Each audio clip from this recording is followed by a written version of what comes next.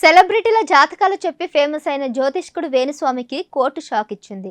వేణుస్వామిపై case నమోదు చేయాలని జూబ్లీహిల్స్ పోలీసులకు 17వ మెట్రోపాలిటికల్ మెజిస్ట్రేట్ కోర్టు ఆదేశాలిచ్చింది. ప్రజలను జాతకాల పేరుతో వేణుస్వామి మోసం చేస్తున్నారని, ప్రధాని ఫోటోను మాఫింగ్ చేసి తప్పుదోవ పట్టించారని జర్నలిస్ట్ మూర్తి పిటిషన్ వేశారు. వేణుస్వామి చేస్తున్న మోసాలను వెలుగులోకి తెచ్చినందుకు తనపై కుట్ర పన్నారని, తనకు హాని చేసేందుకు చూస్తున్నాడని జర్నలిస్ట్ మూర్తి పిటిషన్లో వివరించారు.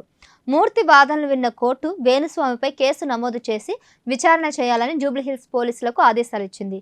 దీంతో మరోసారి వేణుస్వామి జర్నలిస్ట్ మూర్తి విషయం హాట్ టాపిక్ అయింది. ఇంతకీ అసలు విషయం ఏంటంటే, వేణుస్వామి ఆయన భార్య సింగర్ వీణా శ్రీవాణి గురించి అందరికీ తెలిసింది.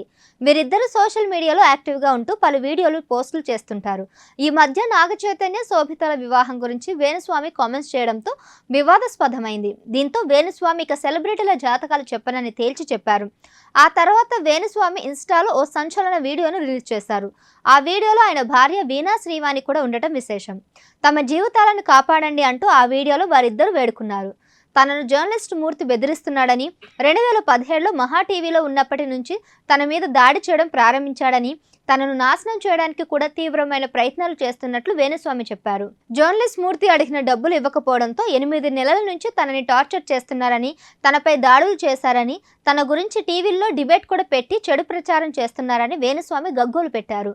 తనకు ఆత్మహత్య చేసుకోవాలని అనిపిస్తుందంటూ అందరికీ షాక్ ఇచ్చారు వేణుస్వామి. మూర్తి అడిగిన 5 కోట్లు ఎక్కడి నుంచి తెచ్చివ్వగలమని వీణా కూడా బాధను వ్యక్తం చేసింది.